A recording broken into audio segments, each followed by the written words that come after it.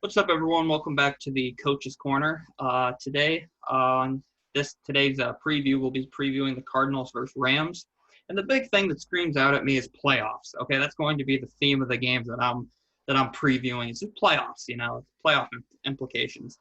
And so with the Cardinals versus Rams, the biggest thing that I'm seeing from this game is did the Patriots and Bill Belichick being Bill Belichick reveal kind of the blueprint on how you slow down Kyler Murray? Because they forced him in the pocket. Kyler did not have a good game. Did they almost win the game? Sure. They were a, more accurate field goal away from winning the game, but, ultimately they didn't. And I think that, how disciplined can the Cardinals defense stay against McVay?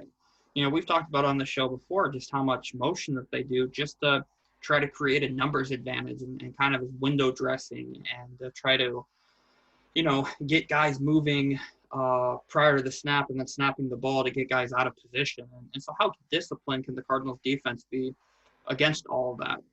And then I have two kind of matchups for you, kind of chess matches. DeAndre Hopkins versus Jalen Ramsey. There's no doubt in my mind that they're going to match up Jalen Ramsey on DeAndre Hopkins. Try to take away their best weapon.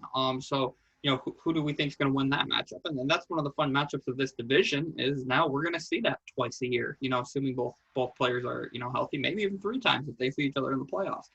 I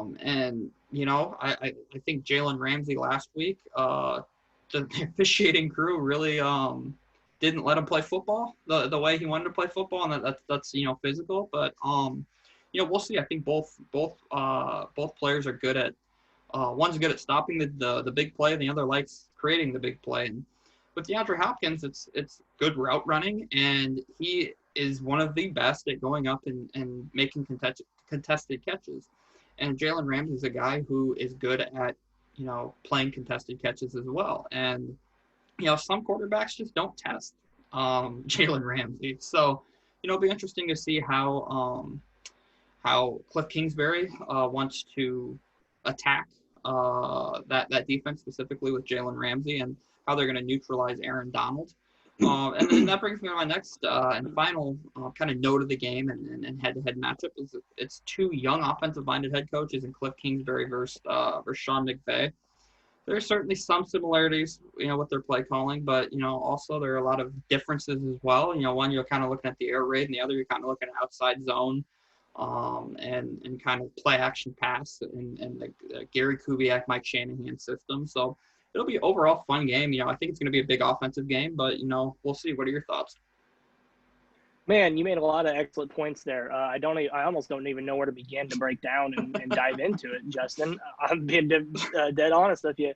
I guess the number one point, right, is whenever we talk about, okay, so this is the only way I can equate this is when I'm calling a game and I'm busting out some plays and I get a pinch, I know I've got some secrets of the game or some things I watched, I saw on Twitter. I may have picked up, just drawing and doodling and being like, oh, hey, I could do this. Okay. We as coaches, we keep those plays in our back pocket whenever we're in a bind and we really need a first down. And we've seen those formations and plays from guys across the league, especially the young-minded guys, because it's almost like they like to experiment and have more fun, right? Mm-hmm. It's something I do sometimes, and Kingsbury does it. Stuff like quads, just throwing quads out there and getting the numbers and being like, all right, I'm just going to run a dinky little screen and pick up the first down, right? Not something you can do every down.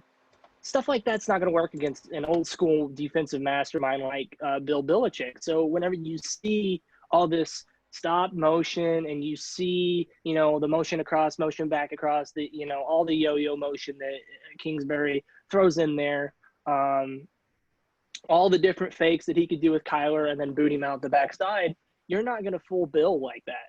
And so, yeah, I think that's the number one thing is whenever people watch that breakdown of how did the Pats truly beat the Cardinals and Cliff Kingsbury, they played really disciplined assignment football. That's what resulted in, such a low-scoring game. And I think that's what people are going to circle back to is similar to how Sean McVay was figured out just last season, after the Super Bowl when he was exposed by Bill Belichick himself was, we just have to play really disciplined football and not fall for all the motion, right?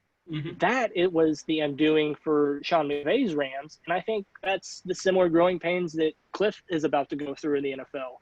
Whether teams catch on to that throughout the rest of the year into the playoffs, if they make it, I don't know. It may be something next year.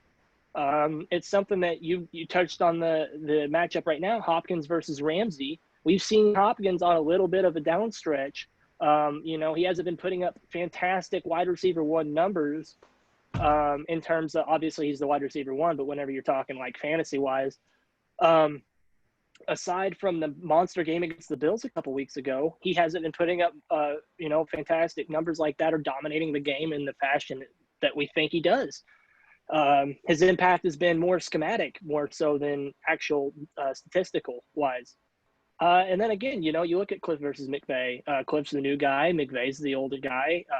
Like you said, kind of the West Coast outside zone scheme versus the new school air raid, right? And similar to Bruce Arians, what the air raid wants to do is they want to pick you apart from deep shot down low. Bruce Arians is kind of the first air raid guy in the NFL. He just kind of took his air raid and gelled it with some under center drop backs instead of straight shotgun like Kingsbury does. So there's a lot of fun things to watch for in this game.